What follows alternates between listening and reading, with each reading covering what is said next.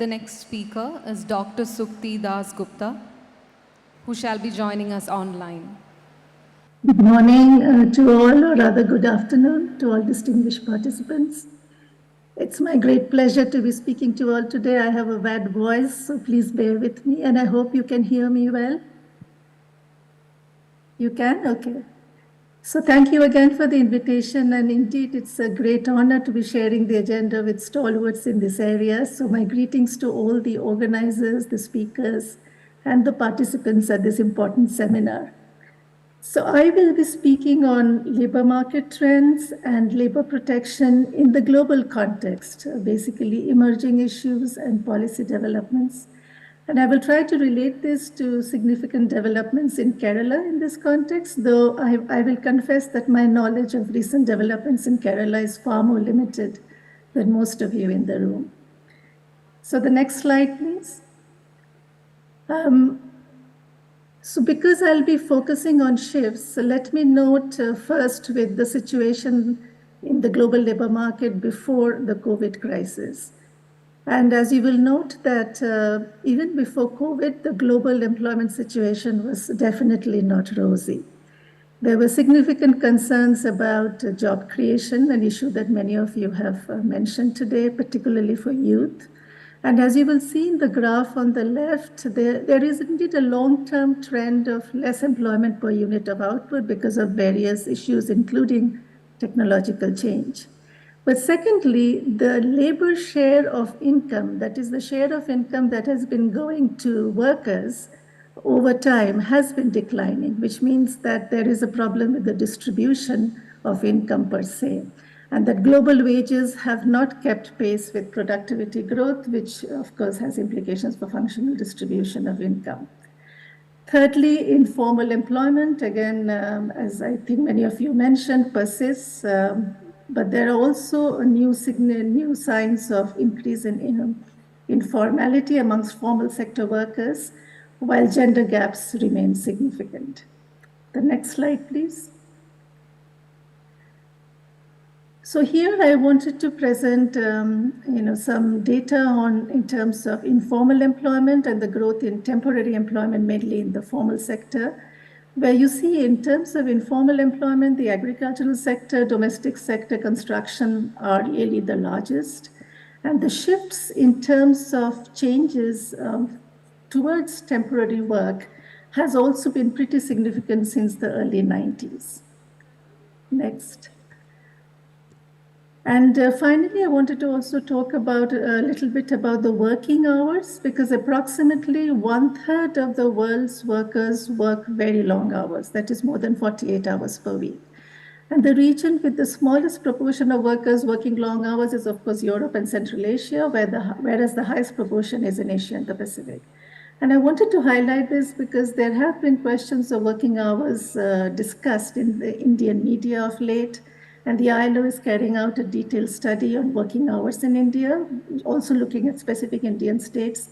And our preliminary findings show that there are significant variations even within in the country, in India, varying from 50 hours in some states, particularly in the north, to less than 35 hours in others.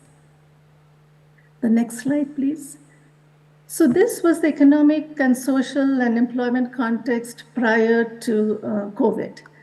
And the global economic, social, and political context has indeed changed significantly in the last few years, not only because of COVID, but also multiple crises, the cost of living crisis, conflict, and now since October, we have even larger conflicts that will impact on global economic growth, global trade, investment, and there are fears of recession, even stagflation, which will affect all of us in some way or the other. But I also wanted to say that for the first time in history, certain surveys that we have done in the last couple of years show that successive generations, or the present generation, really feels that they are worse off than their parents and grandparents. And this is quite significant. And also the SDGs are nowhere near targets, particularly in terms of the SDG that is most relevant to our discussion today, SDG 8. And the future of work drivers, particularly technological change, have accentuated this labor market change. and also basically change the mode of production in certain instances. Next slide, please. In the context of COVID, I wanted to also present this graph from the ILO's monitor, which shows that, as you will see, the red line relates to informal employment and the blue line to formal, that both dipped significantly globally during the COVID period, but informal employment fell faster. But the recovery has also been faster in terms of informal than formal, which means that when employment has recovered, it's probably not at the same level of quality. The next slide, please. So, as I said earlier, during difficult economic times, discriminations, inequalities, injustices become far more pronounced. And post-COVID, we did some employment return, but not at the same quality. And the changes to labor protection have really been rather profound, whether in terms of new forms of work, new forms of working time arrangements, the conversation around wages, employment relationship, informality, care work, the situation of essential workers, etc. And this is really some of the issues I wanted to highlight today. And along with developments during COVID-19, what we find that post-COVID, many of these changes have remained. So there has to be a change in the policy and the regulatory system to address these new shifts. The next slide. First of all, I wanted to unpack what we mean by labor protection. So labor protection is really integral to the decent work agenda. It's one of the elements. And this year, during the ILO's International Labor Conference, this is the conference where all the 187 member countries with the governments, workers, and employers organizations discuss and debate on specific areas. And this year, we discuss labor protection.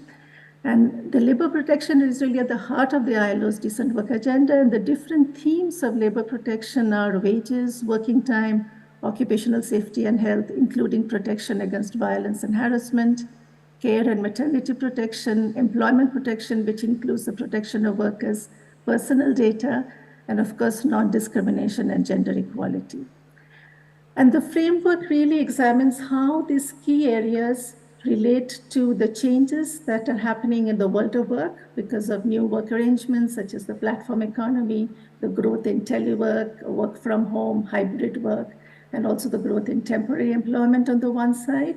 And on the other, how certain groups of workers which are more disadvantaged than others, such as migrant workers, which was discussed earlier, but also informal workers, particularly domestic workers, home workers, workers in rural areas, migrants and refugees, care workers, how these elements of labor protection can be extended to them. And basically all of this rests within a very strong foundation of freedom of association and collective bargaining, which really is an enabling right for the other rights to take place. Let's move to the next slide. Yeah. So I will not have time really to delve into all the different issues covered in this framework, but I will focus on a few, particularly on wages, on working time, on care work and maternity benefits, as well as on what we call essential workers.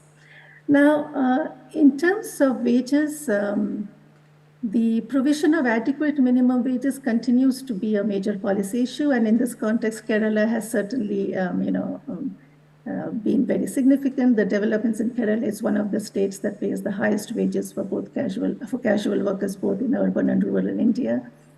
But the debate these days has been moving to a slightly different topic, which is living wages, which is mentioned in the ILO's constitution, but there is not really a tripartite agreed definition of minimum wages. Conceptually, it may align to minimum wages if these are adequate, but it may be higher than minimum wages when minimum wages are set at a lower level. The call for living wages has really grown big in post-crisis, and there are a number of institutions and agencies which are already discussing the concept of living wages. In fact, the EU has asked all its member states to report on minimum wages from June of this year. And therefore, the constituents in the ILO felt that it is important that the ILO, which has minimum living wages in its constitution, but doesn't really have a definition of living wages, have an expert group meeting to discuss this, and this will happen in February of next year. But along with living wages, the other issues that have really come to the fore in recent months are wage bargaining, and there are many examples of how this has taken place in vis-a-vis workers which are more disadvantaged, the protection of wages, as well as the issue of equal pay policies, that is equal pay for work of equal value. The next slide, please. And perhaps one of the most significant shifts in the world of work we witness today relates to working time arrangements and work arrangements. And I'm sorry, my graphs here are not titled, but the top two on the right-hand side show the incidence of work from home post-COVID in two countries. I don't have data from India, but here we have Colombia. The first one is from Colombia and the second one is from UK by men and women. And as you can see, work from home continues to remain at a very high level even after COVID. And of course, this raises issues about regulation, about occupational safety and health, about the right to disconnect, which has been very much discussed in recent days. The ILO constituents have also asked us to look into issues such as psychosocial risks, psychosocial health, in the context of very long working hours, which can happen when you're working from home. Of course, working from home has certain benefits. It allows flexibility, especially for women, for disadvantaged groups, etc. But at the same time, there is now a very strong call to see how working time can be regulated if you're working from home. The graph at the bottom relates to the other issue relating to working time, which is working hours and rest periods. And as you can see that it is in the Asia Pacific region that there is least compliance with rest periods or with leave, etc. But in this context, I also noted that the right to sit that the Kerala government has introduced in the context of domestic workers is quite significant, and certainly there are other countries that can learn from this. Now, with work from home and digitally induced employment, another issue that is in the forefront today, as I mentioned already, is this question of occupational safety and health related to psychosocial risks and excessive hours of work, which is indeed very significant in the Asia-Pacific context, because hours of work in Asia-Pacific continue to be longer than other parts of the world. Next slide, please. And of course, I don't need to go into details. All of you know very well the growing significance of the platform economy, which really constitutes a change in the mode of production. And platforms can be location-based, taxis, food deliveries, and the government of Kerala has also introduced this new taxi service called Savari, I think, and online crowd workers and freelance workers. And while they may create many new opportunities, especially again for women, for migrant workers, we find that there is a lot of migrant workers who take to platform work. But there are also questions of regulation, of equal pay, etc. But one key feature of the platform economy, which really kind of makes it very special in the context of this mode of production discussion, is the use of algorithms. And the way algorithms are used to manage workers, monitor, track, rate, depending on their reputations. And one of the issues that was discussed by constituents this year in the International Labour Conference was the importance of ensuring that algorithms do not duplicate the biases and the discriminations that exist in society, which is what has been happening in many cases. Now, the new challenges that are emerging from the platform economy have led the ILO constituents to ask the ILO to develop a new international labor standard on the platform economy. So this will really be taking place. The work has started and the discussions will take place in 25 and 26. And the possible elements of this new standard will be access to social protection for platform workers, access to fair earnings, occupational safety and health, regulation of hours of work, but also identification of the roles and responsibilities of platforms. And this becomes particularly important when the platforms are located overseas, because it's difficult to pin down who really is responsible and what is the relation of the platform vis-a-vis the worker or the self-employed person in this context. But another very important context, another very important issue in this discussion is the employment relationship, whether you are a wage worker or whether you're a self-employed. And there is, of course, a need to develop very sound data on the platform economy. In my next slide, I present some data from the ILO's 2021 study, which many of you must have seen and was carried out by my colleague Uma. And the available evidence is still sparse, but while we are building up a strong body of evidence on this, what we find is that wages in developing countries are often far the average wages in developing countries in the manual sectors are often far less than what you find in the platform economy, which may be the case in both platform work and delivery work. But on online platforms, which is the ones where you mostly work in doing some service to a big company, through online engagement, the introduction, the wages tend to be lower than what you would find in the traditional sector. And the introduction, of course, of social protection schemes has also been considered by the government of Kerala, but also parts of government of India remains important developments in this context. The next slide, please. I wanted to particularly highlight this issue because it is again something that has come to the fore with the COVID crisis, but following the multiple crises, is the importance of what we call essential workers. And normally these workers tend to be not really in the forefront because they are the health workers, security, transport, food systems, cleaning, sanitation, retail, etc. And they are normally characterized by low pay, occupational risk, violence and harassment, temporary contracts, etc. And women dominate many such segments, such as in the health and the food systems. The Anganwadi workers in India would come under this category, while men in security and transport. And what is really important across countries and across regions is that this segment of the workforce is dominated by migrant workers.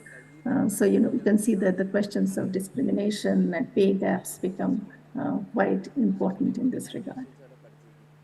Finally, in terms of the care economy, much has been discussed, and I remember in the previous conference here in Kerala, I made a presentation on care and domestic workers, but the question of investing in the care economy remains critical to creating new jobs, because for the global economy to generate new jobs, it's been estimated that about 300 million could come till 2030 from this sector if proper investments are made.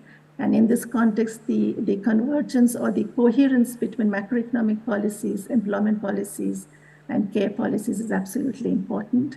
And the issue here, of course, is the recognition of care, reduction of care responsibilities, redistribution of care between men and women, rewarding of care, and recognizing and giving a voice to care workers. And protecting domestic workers and bringing them within the labor law provisions is extremely important in this context. And I also note the developments in this context in Kerala in bringing the domestic workers within the domestic workers bill. So to conclude, labor rights, I will not go into the issues of migrant workers, which has been much discussed, but is extremely important in this context, as the question of employment protection and the question of data privacy. But labor rights remain central to this question of labor protection. And it is a question of human dignity and guaranteeing workers a fair share of productivity gains and countering the race to the bottom. But labor protection is not only about workers, it's also important for enterprises because it kind of levels the playing field and creates a more predictable environment for enterprises to operate. But it needs to be based on strong labor market institutions, on freedom of association, collective bargaining, and at the moment, the coverage of collective bargaining globally is still less than 33%. So there's a lot more that can be done in this regard. But very important in this context is the indicator, which is 8.8.2, an SDG indicator, which all countries have to report to. It's on labor rights, and the ILO is the custodian of this indicator, and we are starting new research in terms of the link between labor rights and other aspects of decent work, such as job creation, social protection, etc. Next slide. So final observations. So in the last few years, the labor protection issue has certainly been, come to the fore because there have been various changes and challenges, and fault lines become more prominent when there is an economic decline. But this, along with all this, the technological change has also kind of led to changing modes of productions, which has implications for jobs and labor protection. And there are both opportunities and challenges in this regard. So I don't want to say there are only challenges, there are also opportunities in this regard. But to make sustainable improvements in labor protection, one would require really a more integrated decent work framework, which looks at both job creation, skills development, the development of the knowledge economy, as was mentioned by the previous speakers, and job quality and rights. And this can only be possible if there are strong fundamental macroeconomic fundamentals. So the point I want to make is that this is not separate from the others. It really needs a cohesive and integrated framework. Of course, it is more difficult in developing countries where our institutions are weak and employment is largely informal. And there is a school of thought led by certain institutions that labor protection can contribute to more informality, which the ILO has always countered. And as I said, we are starting a new phase of research-based advocacy, looking at the link between labor protection and labor rights with other aspects of the economy as well as job creation. And the developments in Kerala can certainly contribute to this study. But basically, political will and strong labor market institutions can contribute to significant changes even in less developed countries in setting of wages and in providing labor protection and rights. And the examples we see from Kerala are certainly quite heartening in this context. But at the end of the day, I also want to stress before I finish the importance of an integrated socioeconomic agenda which addresses job creation for youth, skills development, and labor protection together. And there can be much more said in this regard, but perhaps with that, we'll leave that for another conversation. Thank you very much. And over to you. Thank you, madam, for delivering a good class.